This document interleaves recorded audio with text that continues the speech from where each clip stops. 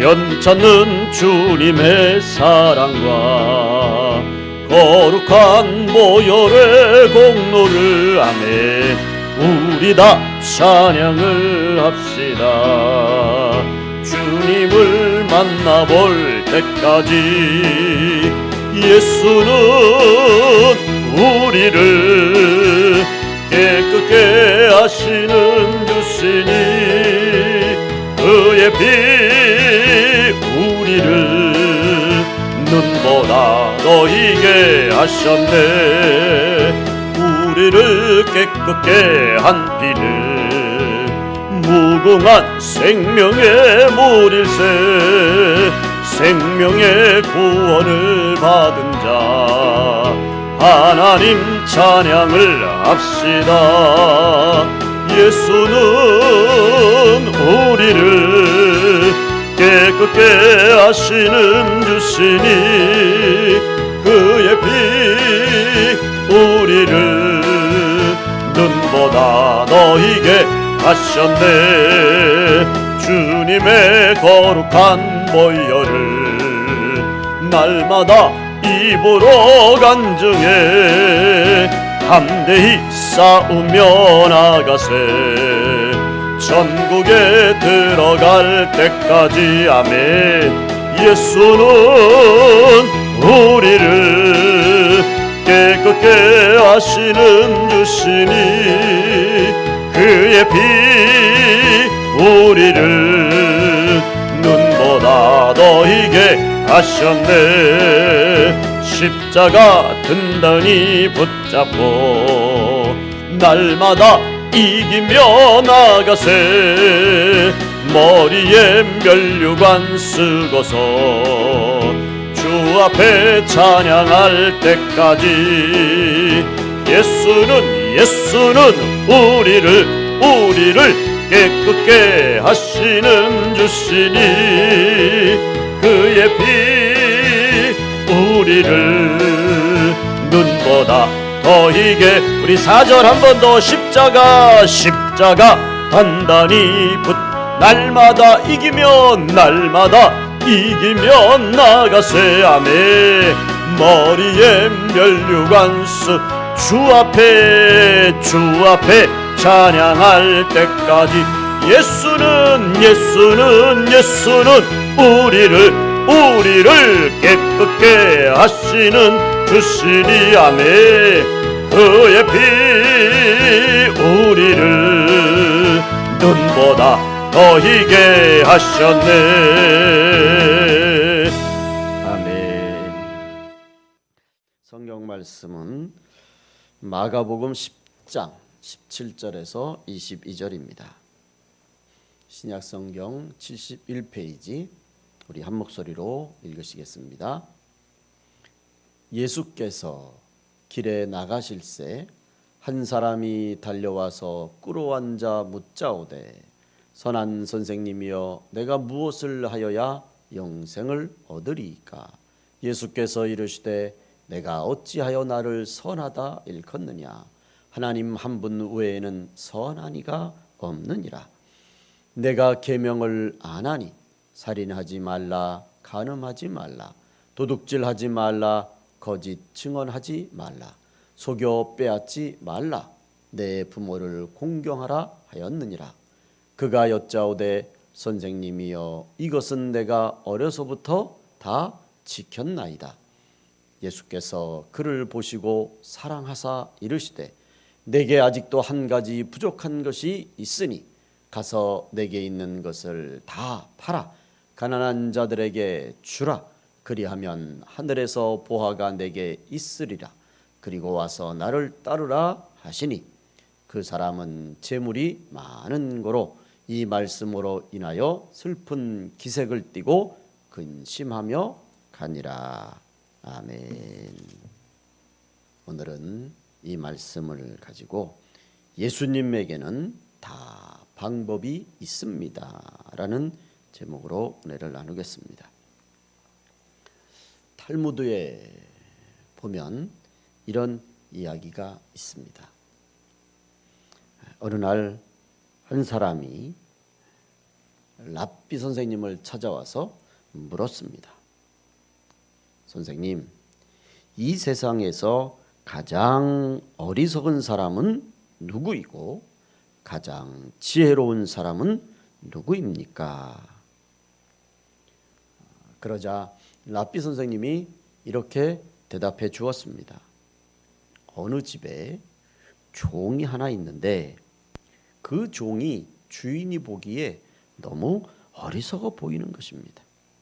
어느 날 주인은 그 종을 불러서 지팡이를 하나 주면서 이제 밖에 나가서 돌아다니다가 너보다 더 어리석은 자가 보이거든 이 지팡이를 그에게 주고 돌아와라. 그렇게 명령을 내렸습니다. 종은 그 지팡이를 받고 밖으로 나가서 자기보다 더 어리석어 보이는 사람을 열심히 찾아다녔습니다. 얼마 후에 주인이 심한 병에 걸려서 아주 오늘내일 한다고 하는 그 힘든 소식을 듣게 되었습니다. 그래서 주인을 찾아왔습니다. 주인이 병상에 누워서 이 종에게 물었습니다. 그래, 그동안 너보다 더 어리석어 보이는 사람을 찾았느냐? 종은 대답했습니다. 주인님, 죄송하게도 아직 찾지 못했습니다. 그런데 곧 찾을 수 있을 것 같습니다. 그러면서 종은 주인에게 이렇게 물었습니다.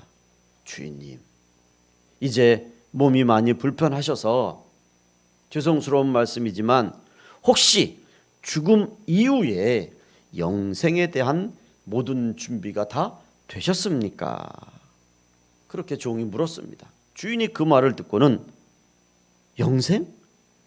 아니, 나는 아직 영생에 대해 준비하지 못했네. 영생에 대한 준비를 하나도 하지 못했어. 라고 이렇게 솔직히 대답했다고 합니다. 이 소리를 들은 종은 아니, 주인님, 사람들이 하루 여행을 하기 위해서도 여행 준비를 꼼꼼하게 그렇게 준비하고 떠나는 법인데 하물며 이 세상을 떠난 이후에 영생을 위해 준비한 것이 아직도 하나도 없으면 어떻게 합니까? 그렇다면 주인님은 저보다 더 어리석은 사람입니다. 주인님이 찾으라는 가장 어리석은 사람은 바로 주인님입니다. 여기 지팡이를 받으십시오. 그리고 이 종이 그 지팡이를 주인에게 주고 나갔다고 합니다. 랍비는 이렇게 이야기했습니다. 이 세상에서 가장 어리석은 사람은 죽음 이후를 생각하지 않는 사람이고 이 세상에서 가장 지혜로운 사람은 죽음 이후에 영생을 생각하고 지금부터라도 준비하는 사람입니다. 이렇게 가르쳐 주었다고 합니다. 오늘 이 본문 말씀의 주제는 너무도 명확합니다. 오늘 본문 말씀의 주제는 한마디로 영생입니다. 그래서 오늘 본문에 나오는 재물이 많은 사람이 예수님께 나온 이유도 바로 이 영생의 문제 때문에 예수님을 찾아옵니다. 17절 말씀에 보시면 예수께서 길에 나가실새 한 사람이 달려와서 꿇어앉아 묻자오되 선한 선생님이여 내가 무엇을 하여야 영생을 얻으리이까? 예수님에게 영생에 대해서 질문을 합니다. 어느 기관에서 통계를 내서 그 결과를 발표한 것을 본 적이 있는데 질문이 뭐냐면 어떻게 교회를 다니시게 되셨습니까? 그렇게 물었더니 제일 많은 분들이 대답하기를 전도를 받아서 교회를 나왔습니다. 부모님의 손에 이끌려서 부모님에게 전도받은 거죠. 어떤 분들은 친구의 전도를 받아서, 또 어떤 분들은 직장 선후배, 그 주변 사람들에게, 이웃 사람들에게 전도를 받아서, 또는 교회에서 초청잔치 할 때 그래서 또 전도를 받아서 교회에 나왔습니다. 전도를 받아서 교회를 나오셨다는 분이 대부분이었습니다. 또 두 번째로 많은 분들이 어떤 큰 문제 앞에 봉착해 있을 때, 몸에 질병이 있다든가 사업이 잘 안 된다든가 어떤 자녀의 진학 문제라든가 또 취업 문제라든가 결혼 문제라든가 이런 문제를 해결받고 싶어서 그런 문제 때문에 괴로워하고 있을 때, 고민하고 있을 때 어떤 분들이 교회 가보자고, 교회 가서 기도하자고, 그래서 어떤 문제 때문에 교회에 나오신 분들이 또 많았습니다. 대부분 이 두 가지 큰 주제 속에서 전도를 받았든지 아니면 어떤 큰 문제를 해결받기 위해서 교회를 나오신 분들이 대부분이었습니다. 근데 간혹 조금 아주 작은 그 프로테지로 나는 내 생각에 과연 하나님이 살아계신지, 과연 죽음 이후에 천국이 있는지, 우리 기독교가 어떤 종교인지 이것을 알고 싶어서, 한마디로 어떤 영생에 대한, 천국에 대한 어떤 이런 영적인 문제 때문에 교회에 나왔습니다. 이렇게 대답하는 분들은 10분 중에 한 분이 있을까 말까요. 거의 다 어떤 영적인 문제 때문에 처음부터 교회를 나오신 분들은 아주 적고, 대부분이 어떤 전도를 받아서 어떤 문제를 응답받기 위해서 그래 나온 분들이 대부분이란 말이죠. 또 저 같은 경우도, 저희 가정 같은 경우도 제가 몇 번 말씀드린 것처럼 저희는 3대째 카톨릭에서 신앙생활을 했어요. 그 제가 초등학교 6학년 때, 지금은 고인이 되신 고 김수환 추경님한테 제가 초등학교 6학년 때 견진 세례를 받았어요. 카톨릭에서. 초등학생이 6학년짜리가 견진 세례를 받는다는 것은 그때만 해도 많지 않았습니다. 그래서 저는 어려서 신부가 되려고 그랬어요. 그런데 저희 아버님이 혈압에 쓰러지시면서 이제 전도를 받아서 어느 교회 가면 하나님께서 신유의 은사가 대단하니까 나음 고침받을 수 있다고. 그래서 저희 어머니가 그냥 3대째 다니던 성당을 탁 접으시고 그리고 교회로 나오신 거예요. 그래서 온 가족이 개종을 하게 된 것 아닙니까? 결국은 저희가 교회 나온 것은 제가 처음부터 무슨 은혜 받아가지고 목사가 되기 위해서 신학하라, 그래서 교회 나온 게 아니에요. 저희도 저희 아버님이 병에 걸리시니까 병 고침 받기 위해서, 그래서 저희가 개종을 하고 교회를 나오고, 저희 아버님 때문에 교회로 개종을 했는데 제가 목사가 됐어요. 신부가 되려다가 목사가 된 거예요. 제 친구들 중엔 수녀님 되신 분도 많고 신부님 되신 분도 몇 명 있습니다. 참 희한한 거죠, 그죠? 어쨌든 대부분 교회 나오시는 분들이 어떤 영적인 문제보다는 극히 자기 생활적인 문제, 그런 문제로 교회를 나오시는 분들이 대부분입니다. 그런데 오늘 이 예수님에게 나온 이분은 그런 어떤 문제가 있어서, 기도 제목이 있어서 그래서 나온 게 아니라 영생의 문제 때문에 예수님을 찾아왔습니다. 그리고는 내가 무엇을 하여야 영생을 얻으리이까? 이렇게 질문하는 것은, 이미 이 질문을 한다는 것 자체가 이분은 이미 그 당시에 믿음이 상당한 분이라는 것, 이미 상당한 믿음의 사람이라는 것을 우리가 알 수가 있습니다. 여러분, 새해를 맞아서 새로운 목표와 계획과 소원들을 위해서 어떤 분들은 해돋이를 가고 또 해맞이를 가기도 하고, 또 어떤 분들은 시간을 내서 또 깊은 또 장고에 들어가기도 하고, 또 그런 시간들을 갖습니다. 또 우리 교회에서도 지금은 쉽지가 않지만 또 어떤 교회들은 신년 특별 새벽 기도회를 하고, 또 저희도 이제 하루에 이제 한 끼씩 금식하잖아요. 이 한 달 동안 이제 돌아가 순서를 정해서 이제 월별마다 한 끼씩 금식을 하는데, 저는 새해가 되면 제가 꼭 이 말씀을 드리고 싶습니다. 여러분, 새해에 우리가 하나님께 간절히 소원하는 것이 분명히 있습니다. 우리가 하나님께 소원하는 것이 있다면 반대로 새해가 되면 하나님도 우리에게 소원하시는 것이 있지 않겠냐 이 말이죠. 왜 우리만 하나님께 소원하는 것을, 왜 우리만 하나님에게 소원을 해야 되고 마치 하나님은 당연하듯이 우리의 소원을 들어주셔야 되는 것과 반대로 하나님이 우리에게 올 새해에는 좀 이렇게 살아라고 그렇게 하나님이 소원하시는 게 있을 거 아니에요. 왜 우리가 그건 생각하지 못하느냐 말이죠.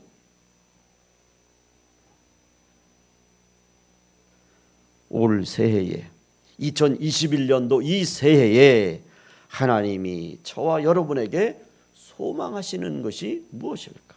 하나님이 우리에게 무엇을 바라실까? 제가 생각해 보니까 제 생각에 하나님이 이 새해에 저와 여러분에게 소원하시는 것은 바로 오늘 본문 말씀의 주제인 영생이라는 것입니다. 여러분, 올 새해는 그 어느 때보다 더 많은 관심을 가지고 우리가 이 영생에 대해서, 천국에 대해서, 하나님 나라에 대해서, 우리가 살아야 될 영원한 그 나라에 대해서 우리가 좀 깊이 생각하고 또 그 나라를 사모하고 또 그 나라에 들어갈 하나님의 백성답게 우리가 좀 이 땅에서 살아야 되겠다. 그 어느 해보다 올 한 해는 좀 더 신령한 생활, 좀 더 영적인 것에 관심을 갖고 이 영생에 좀 관심을 갖는 그런 우리 가나안의 성도들이 되는 것, 그것이 하나님이 올 새해에 우리 교회와 또 우리 가나안의 모든 성도님 여러분들에게 가지신 하나님의 소원인 줄로 믿습니다. 요즘 코로나 바이러스 때문에 더 한술 더 떠서 이젠 변종 바이러스까지 등장을 해서 긴장을 하고 있습니다. 더군다나 또 갑자기 추워진 이 기상 이변, 거기에 여기저기에 나타나는 자연 현상 이변까지, 그래서 많은 기도하는 분들이 지금이야말로 말세 중에 말세고 주님 곧 오실 때가 가까워지 않았느냐, 그래서 이 말세의 마지막 현상에 대해서 여러분 지금 부쩍 들려오는 소리가 교회들마다 이 요한계시록에 대해서 다시 한번 들춰보고 말씀을 전하시는 분들이, 관심을 갖는 분들이 많아졌다는 거예요. 제가 그 이야기를 들으면서 그런 생각을 했습니다. 물론 우리가 주님이 말씀하신 이 마지막 때를 분별하는 것 중요해요. 또 당연히 그런 곳에 관심을 가지고 우리가 영적인 레이더를 돌리면서 주님께서 오실 때가 과연 어느 때인지 이렇게 분별하는 것 굉장히 중요합니다. 그런데 여러분, 그보다 더 중요한 것이 무엇이겠습니까?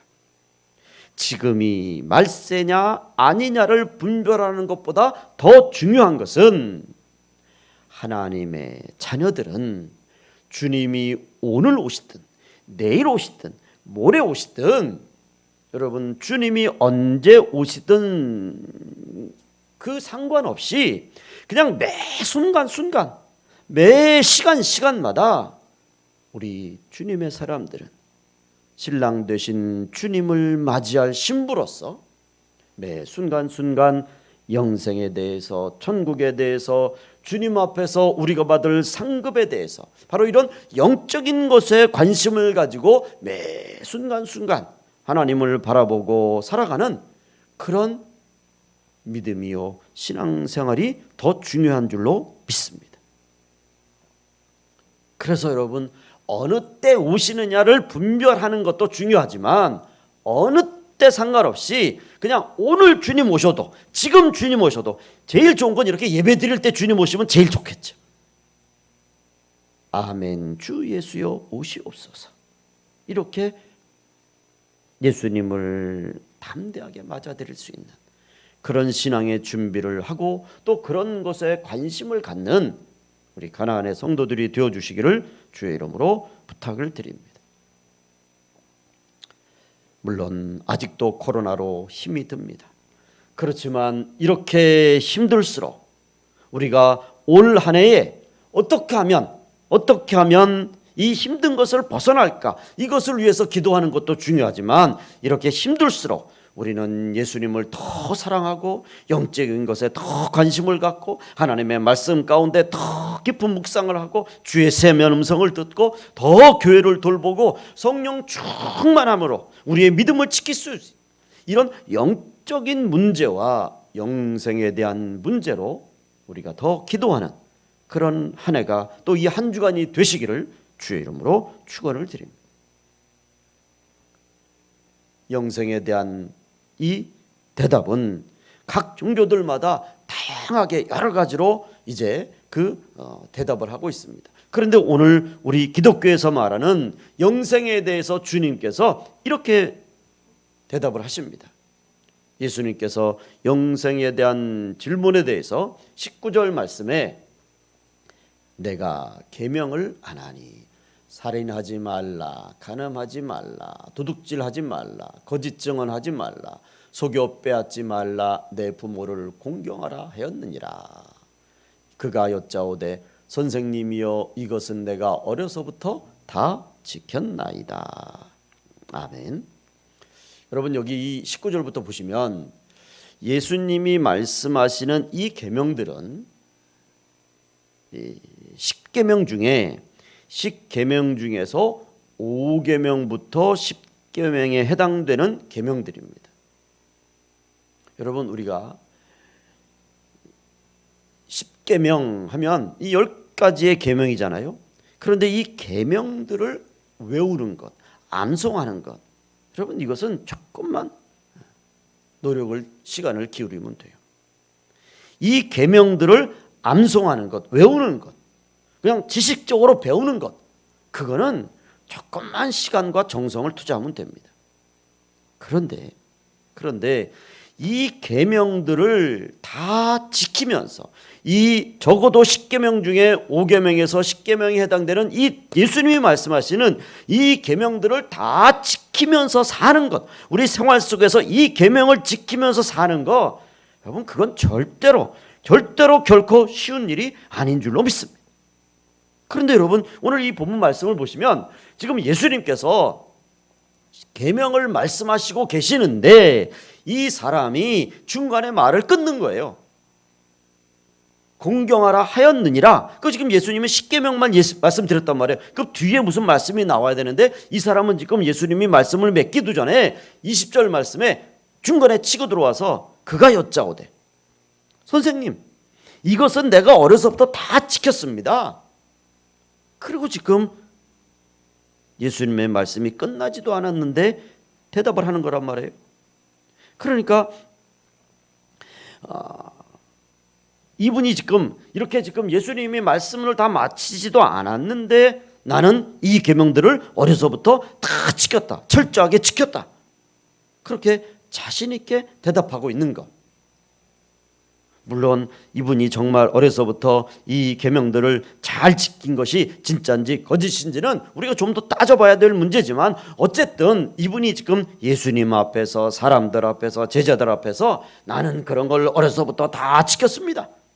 이렇게 자신 있게 대답하는 것은 그만큼 열심히 율법을 지키며 살아온 분이고 또 어떻게 보면 칭찬받아 마땅한 분이고 박수를 받아 마땅한 분인 것을 우리가 알 수가 있습니다. 그리고 더 나아가서 지금 이분이 이렇게 예수님의 말을 끊고 이 대답을 하는 것은 사실 나는 지금까지 예수님이 말씀하신 10계명 중에 5계명에서 10계명을 다 어려서부터 철저하게 지켰습니다. 그러니까 이 말 속에 담긴 이분의 의도는 이제 내가 어려서부터 이 말씀을 철저하게 지켰으니까 이제 나는 이 정도면 나는 영생을 얻을 충분한 자격을 갖춘 사람이 아닙니까? 나는 영생을 누구보다도 나는 영생을 받을 그런 자격이 있는 사람입니다. 라고 하는 것을 은근히 드러내서 자신을 자랑하려고 하는 그런 의도가 있음을 우리가 좀 알 수가 있단 말이죠. 여러분 우리 주위에도 우리가 이런 경우가 있습니다. 어떤 분들이 종종 이렇게 말하죠. 저분은 법 없이도 살 수 있는 분이야. 그런데 저런 분이 교회를 나와야 좀 되지 않겠느냐. 또 어떤 분은 저분은 마음이 또 착하고 아주 양심적으로 살고 자기는 손해보면서 남에게는 싫은 소리 한 번 못하는 그리고 또 많은 어려운 사람을 도우시는 분이고 또 지역사회도 봉사를 많이 하시는 분인데 이왕이면 저런 분이 좀 교회 나오셔야 되지 않느냐, 그렇게 이야기하는 경우가 있어요. 또 어떤 분은 교회 나오시면 소개할 때 이분은 어디 기관에 계시고 어느 또 사업장에 계시고 또 어떤 일을 하시고 경제적으로 성공하신 분이고, 또 이왕이면 그런 분들이 전도받아서 교회 나오면 또 교회가 더 든든할 것 아니냐, 그런 말을 종종 하고 또 그런 분들을 많이 전도를 하려고 애를 써요. 물론 그런 분들이 교회에 나오셔서 예수님을 인격적으로 만나고 구원의 확신을 체험하고 더 나아가서 성령의 충만함을 받아서 훌륭한 믿음의 사람이 되는 것을 당연히 전제로 하지요. 그런데 여러분, 우리가 솔직히 말씀드리면 하나님께 영생을 얻는 것, 하나님의 자녀가 되는 것과 세상 법 없이 살 수 있다 없다? 세상 법을 잘 지키느냐 못 지키느냐? 그것은 전혀 상관이 없는 거예요. 이 영생을 얻는 문제는 그 사람이 지역사회에 어떤 분이냐, 그분이 성공했느냐 못했느냐, 유명한 정치인이냐 아니냐, 또 얼마나 배웠느냐 못 배웠느냐, 돈이 많냐 적냐, 양심적이냐 비양심적이냐, 이런 어떤 윤리적이고 도덕적인 문제와는 전혀 상관이 없는 거예요. 여러분, 영생과 윤리와 도덕과는 상관이 없는 것이란 말이죠. 그래서 예수님은 어려서부터 율법을 철저히 지켰다고, 어떻게 보면 율법적이고 양심적이고 다른 사람들이 볼 때는 참 칭찬받아 마땅한 사람이고, 그래서 그것을 은근히 자랑하는 이분에게 예수님께서 이런 질문을 하십니다. 당신이 정말 그렇게 잘 지켜왔다면, 그렇게 양심적으로 살고 법 없이도 살고 윤리적으로 도덕적으로 그렇게 살아왔다면, 당신 생각에 그것 때문에 당신이 영생을 얻을 자격이 당신 생각에 충분하다면, 그러면 정말 이건 지킬 수 있느냐? 그렇게 자신만만하면 이건 지킬 수 있느냐? 그리고 주님께서 그분에게 이런 질문을 하십니다. 그 질문의 내용이 21절 말씀이죠. 예수께서 그를 보시고 사랑하사 이르시되 내게 아직도 한 가지 부족한 것이 있으니 가서 내게 있는 것을 다 팔아 가난한 자들에게 주라. 그리하면 하늘에서 보화가 내게 있으리라. 그리고 와서 나를 따르라 하시니. 아멘. 참 쉽지 않은 말씀이에요. 저는 이 말씀을 묵상하면서 이런 생각을 해보았습니다. 만일 예수님께서 오늘 저와 여러분에게도, 오늘 우리 가나안의 모든 성도들에게도, 아니 예수 믿는 모든 사람들에게 똑같이 내게 아직도 한 가지 부족한 것이 있으니 가서 내게 있는 것을 다 팔아 가난한 자들에게 주라. 그리하면 하늘에서 보화가 내게 있으리라. 그리고 와서 나를 따르라 하시면, 여러분 어떻게 하겠어요?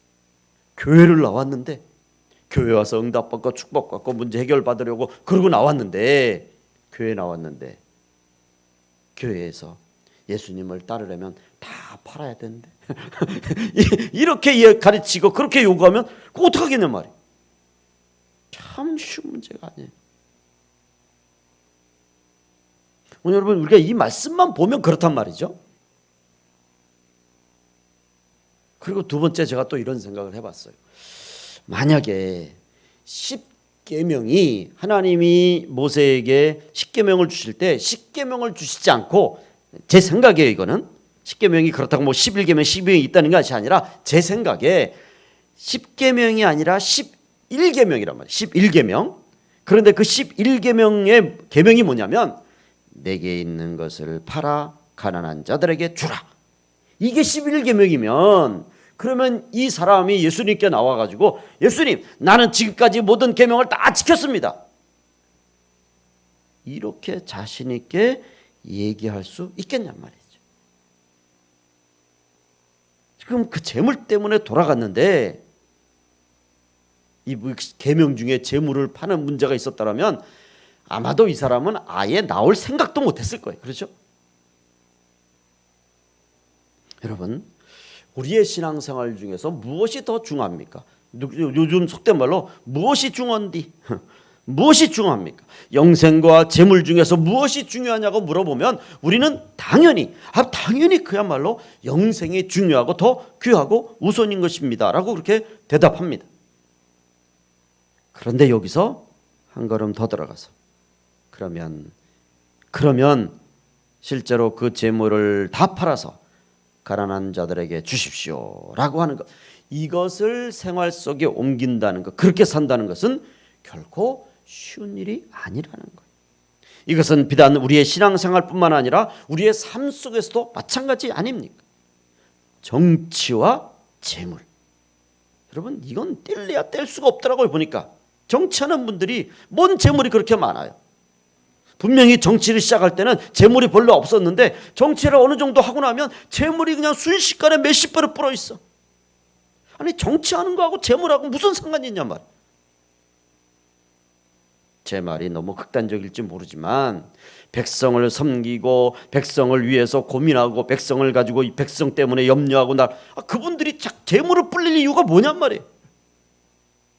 정치에서 법령을 만들어내고 그것만 해도 골치가 아픈데 언제 시간 내가지고 또 재산 불릴 생각, 난 도대체 이해가 안 돼. 이해가. 정치와 재물 참 희한해요. 국민을 위해서 봉사하겠다고, 국가를 위해서 봉사하겠다고 그 선거 때만 되면 새벽부터 나와서 인사하고 악수하고 한 사람이라도 더 만나려고 돌아다니는 사람들,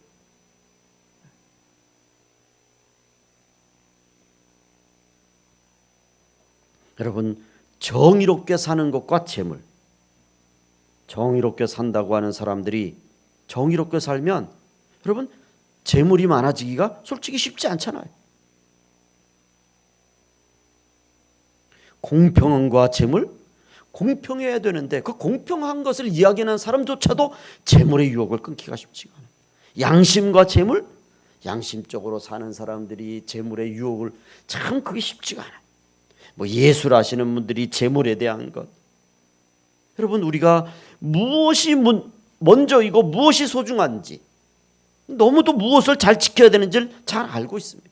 그렇지만 그 모든 상황 속에서 재물의 유혹을 이기고 사는 것 결코 쉬운 문제가 아니라는 거예요. 그래서 많은 사람들이 재물의 유혹에 넘어가고, 그래서 우리나라도 이것 때문에 지금 정치, 경제, 사회 이런 부분에 있어 많은 부조리가 있지 않습니까?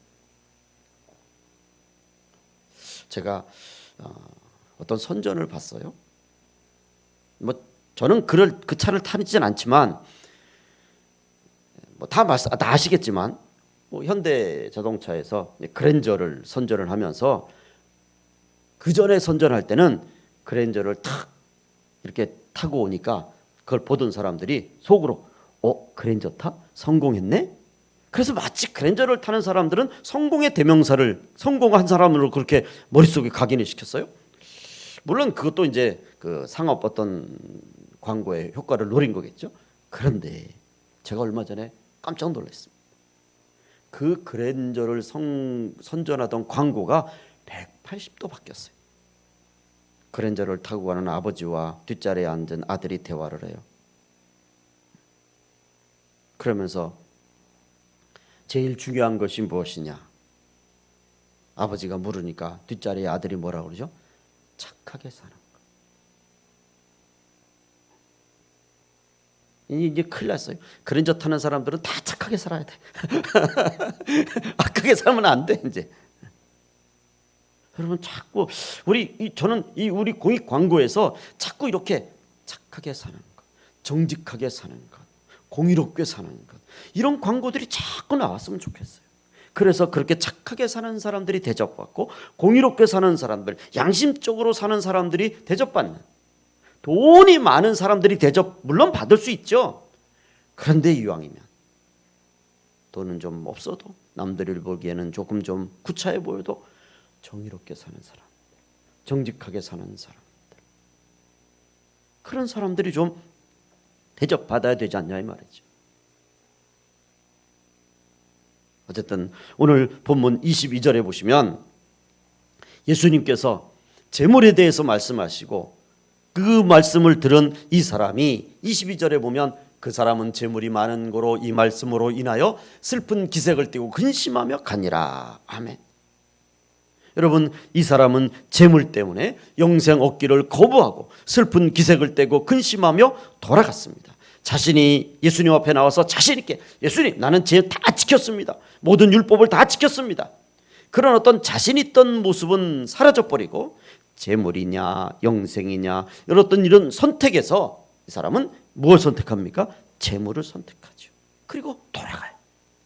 그러니까 이 사람에게 있어서 재물은 영생을 얻는데 오히려 방해가 되고 사탄의 도구가 되고 말았어요. 여러분, 우리가 영생을 얻는데 이렇게 방해되는 세상적인 것들이 너무 많습니다. 우리 주변에도 이런 분들이 정말 많아요. 목사님, 제가 지금은 시간이 바빠서 교회 못 가지만 이번 일만 잘 되면 꼭 교회 가겠습니다. 저는 이런 이야기를 수도 없이 들었습니다. 그런데 솔직히 이런 분들 중에서 아직까지 대부분의 많은 분들이 교회를 안 나오. 목사님, 이번에 우리 아이 학교만 들어가면 바쁜 시간이 줄어드니까 교회 와서 열심히 봉사하겠습니다. 여러분, 이런 분들 중에 아이들이 합격을 하고 또 취업을 하고 그리고 좋은 데 들어갔음에도 불구하고 아직까지 교회 안 오시는 분들 너무너무 많아요. 이런 예를 들면 정말 많습니다. 여러분, 우리가 여기서 이제 우리 기독교의 아주 중요한 영생의 원리, 구원의 믿음의 원리를 우리가 교훈받을 수 있습니다. 여러분, 꼭 기억하십시오. 영생은, 구원은 내가 무엇을 해서 얻을 수 있는 문제가 아니라는 거예요. 영생과 구원은 내가 결심하면 언제든지 내가 시간만 내면 아무 때든지 교회 와서 내가 마음대로 얻을 수 있는, 여러분, 그게 아니에요. 무슨 뷔페 식당 가가지고 내가 먹고 싶은 거 막 고르듯이 그렇게 취하는 것이 영생이고 구원이 아니라는 거예요. 그거야말로 위대한 착각입니다. 영생은, 구원은 내가 지금 바쁘니까 얼마든지 나중에 시간 내서 여유로울 때, 그럴 때 얻을 수 있는 기회가 올 것이라고 하는, 그것이 아니라는 거예요. 그것은 오히려 우리를 지옥으로 인도하는 사탄의 달콤한 속삭임인 것을 우리는 기억해야 합니다. 여러분, 잘 들으시고 이해해 주시면 감사하겠습니다. 이번 코로나가 이렇게 될 줄 누구도 몰랐잖아요. 그런데 중요한 것은 이번 코로나로 인해서 영생의 구원을, 주님의 초청을 잃어버리신 분들이 분명히 있어요. 지금 전 세계적으로 코로나 때문에 사망하신 분들이 180만 명이 넘답니다. 분명 그분들 중에 나중에 교회 가면 되지, 시간이 있을 때 교회 가면 되지, 그런 분들도 있을 수 있단 말이에요. 또 앞으로 또 그 안에 내가 들어갈 수는 누구도 당장 못하는 거예요. 나중에 시간이 되면, 기회가 되면, 이렇게 말하는 것, 여러분, 그건 정말 교만한 거예요. 스스로 기회를 차버리는 거예요.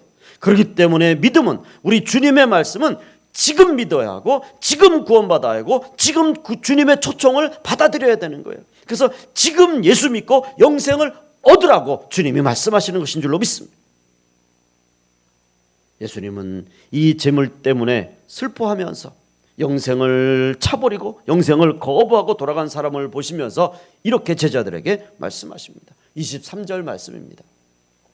예수께서 둘러보시고 제자들에게 이르시되 재물이 있는 자는 하나님의 나라에 들어가기가 심히 어렵도다 하시니, 제자들이 그 말씀에 놀라는지라. 예수께서 다시 대답하여 이르시되 얘들아, 하나님의 나라에 들어가기가 얼마나 어려운지 낙타가 바늘귀로 나가는 것이 부자가 하나님의 나라에 들어가는 것보다 쉬우니라 하시니. 아멘.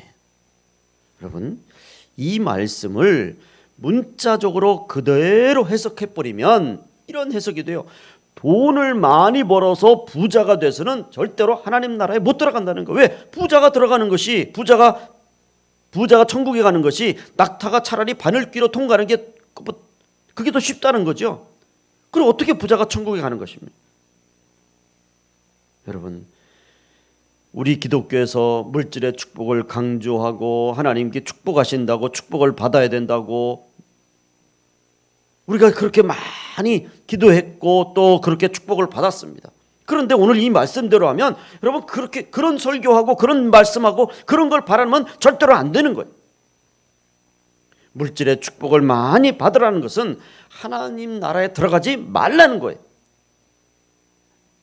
그러니까 어떻게 보면 물질의 축복을 받으라는 것은 이 말씀에 비춰보면 이건 어떻게 보면 저주에 가까운 말씀이에요. 왜? 하나님 물질의 축복을 받아서 재물이 많으면 하나님 나라에 못 들어가니까. 그만큼 들어가기 힘드니까. 예수님의 이 말을 액면 그대로 들은 제자들이 깜짝 놀라서 그렇게 해서 아니 그럼 도대체 누가 천국에 가냔 말이야. 누가 도대체 영생을 얻을 수 있지? 그래서 26절에 이렇게 말씀하지 않습니까? 제자들이 매우 놀라서 서로 말하되 그런즉 누가 구원을 얻을 수 있는가? 누가 영생을 얻을 수 있느냐? 그래서 예수님은 그렇게 고민하는 근심하는 그런 제자들에게 예수님이 이렇게 말씀하죠. 27절 예수께서 그들을 보시며 이르시되 사람으로는 할 수 없으되 하나님으로는 그렇지 아니하니 하나님으로서는 다 하실 수 있느니라. 아멘. 자, 이제 결론적인 부분으로 가면 자 보십시오. 예수님께서 말씀하시는 재물이 있고 없음에 상관없이 누구든지 재물과 상관없이 구원을 얻고 영생을 얻고 하나님 나라에 들어갈 수 있도록 만드신 예수님이 만드신 방법이 뭐냐? 그것이 바로 마태복음 6장 21절 말씀이에요. 우리는 이 말씀을 바로 해석하려면 마태복음 6장 21절 말씀을 우리가 알아야 합니다. 마태복음 6장 21절 내 보물이 있는 곳에 내 재물이 있는 곳에 내 돈이 있는 곳에 네가 아끼는 것이 있는 곳에 내 마음도 있느니라. 아멘. 여러분 예수님이 말씀하시는 재물이 있는 자는 하나님 나라에 들어가기가 심히 어렵다. 그리고 그런 사람이 하나님 나라에 가는 것이 얼마나 어려운지 차라리 낙타가 바늘 끼로 가는 것이 더 쉽다. 여러분 부자가 하나님 나라에 들어가는 것 쉽지 않다. 그러니까 이 말씀을 문자적으로 우리가 해석하는 것이 아니라 마태복음 6장 21절 말씀에 보물이 있는 곳에 마음이 있다고 했으니까 주님이 말씀하시는 이 말씀은 재물이 많고 적음이 아니라 영생보다 재물을 선택하고 그 재물의 마음을 빼앗긴 사람, 그 재물에 온통 마음이 쏠려 있는 사람은 그만큼 하나님 나라에 들어가기가 어렵다라고 하는 여러분 재물의 문제가 아니라 마음의 문제라는 것, 믿음의 문제라고 하는 것을 주님이 말씀하시는 것인 줄로 믿습니다. 그러니까 이 사람은 지금 주님 앞에 와서 정말 호기롭게 큰 소리 뻥뻥 쳤어요. 나는 다 지켰습니다. 그런데 마지막에 가서 재물 때문에 돌아갑니다. 왜? 그 재물에 마음이 있으니까. 재물의 마음을 빼앗겼어요. 그래서 주님이 그 돌아가는 사람 모습을 보고 저 사람은 재물 때문에 가는 것이 아니라 마음이. 그래서 로마서 10장 10절 말씀에 사람이 마음으로 믿어 의에 이르고 입으로 시인하여 구원에 이르느니라. 아멘. 또 갈라디아서 2장 16절 말씀에 사람이 의롭게 되는 것은 율법의 행위로 말미암음이 아니요 오직 예수 그리스도를 믿음으로 말미암는 줄 알므로 우리도 그리스도 예수를 믿나니 이는 우리가 율법의 행위로서가 아니라 그리스도를 믿음으로써 의롭다함을 얻으려 함이라. 율법의 행위로는 의롭다함을 얻을 육체가 없느니라. 아멘. 예수님이 만들어 놓으신 하나님 나라에 들어가는 방법은 재물의 문제가 되는 것이 아니라 마음이요 믿음인 줄로 믿습니다. 영생은 내가 무엇을 해서 얻는 것이 아니라 주님이 만들어 놓으신 길을 믿음으로 따라가는 것이고 믿음으로 거저 얻는 하나님의 축복인 줄로 믿습니다. 예수님께 나온 사람은 영생을 얻는데 장애물이 되었습니다. 그러나 우리 예수님이 말씀하시는 영생을 얻는 길은 재물과는 상관없는 바로 우리의 마음이요 믿음인 줄로 믿습니다. 그래서 저는 솔직히 우리 예수 믿는 사람들이 이왕이면 돈을 많이 벌었으면 좋겠어요.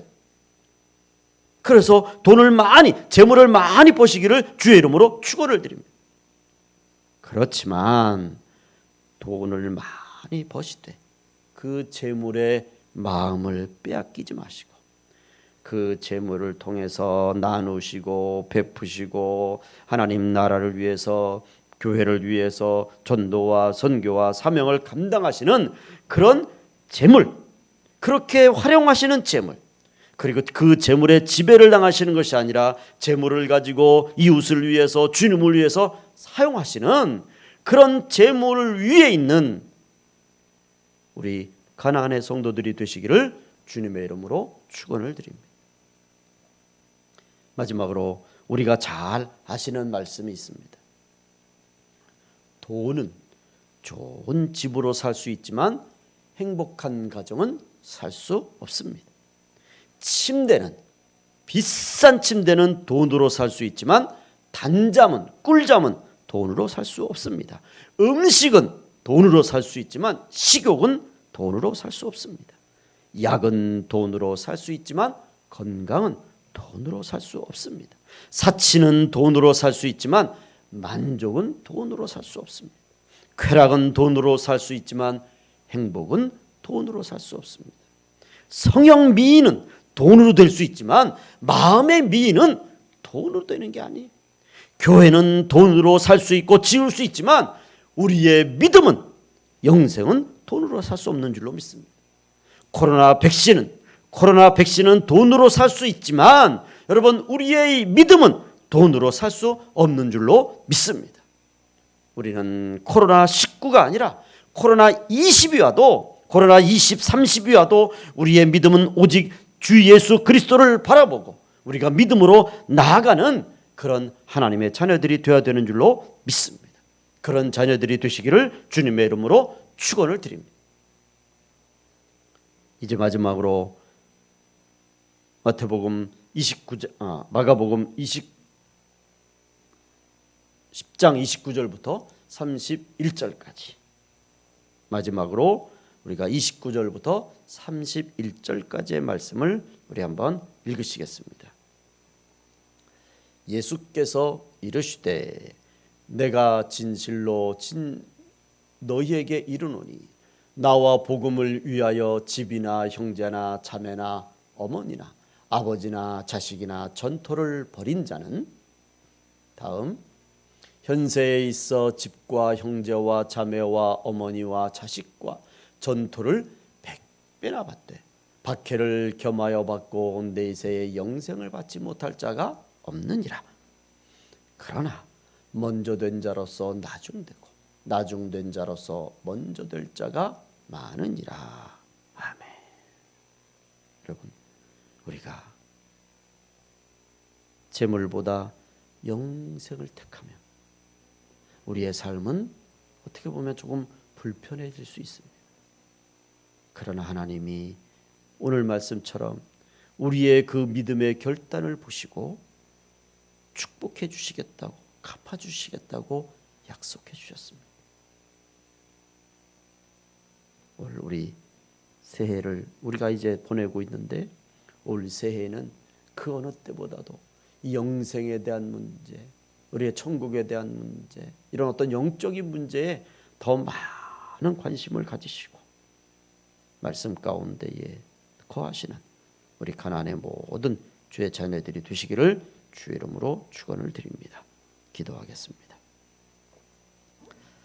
하나님 아버지, 코로나로 인해서 정말 우리가 많은 어려움을 겪고 있습니다. 그렇지만 이 어려울 때에 우리가 다시 한번 영생에 대해서, 주님 말씀하신 천국에 대해서, 이 영적인 것에 더 많은 관심을 갖는 우리 가나안의 모든 성도들이 되게 해 주시옵소서. 코로나 때문에 그렇다, 코로나 때문에 이렇다, 그것이 아니라 코로나로 인해서 더 깊이 하나님의 음성에 귀를 기울이게 되었고, 코로나 때문에 더 하나님께 무릎 꿇게 되었고, 코로나 때문에 더 하나님과 깊은 사귐이 있게 되었고, 코로나 때문에 더 영적인 삶을 살아가게 되었다고 하는 이런 우리 가나안의 모든 성도들이 되게 해주시옵소서. 예수님의 이름으로 기도 올리옵나이다. 아멘. 이제는 우리 주 예수 그리스도의 은혜와 하나님 아버지의 무한하신 사랑하심과 성령님의 충만 역사하시는 은혜가 이 한 주간도 하나님 나라의 소망을 가지고 더욱더 기도하며 말씀 가운데에 살아가시는, 또 그런 각오와 결심으로 나가시는, 그래서 올 한 해에 더 영적인 사람이 되고 더 믿음의 사람이 되는 우리 가나안의 모든 성도들 위에 이제로부터 영원토록 함께 계실지어다. 아멘.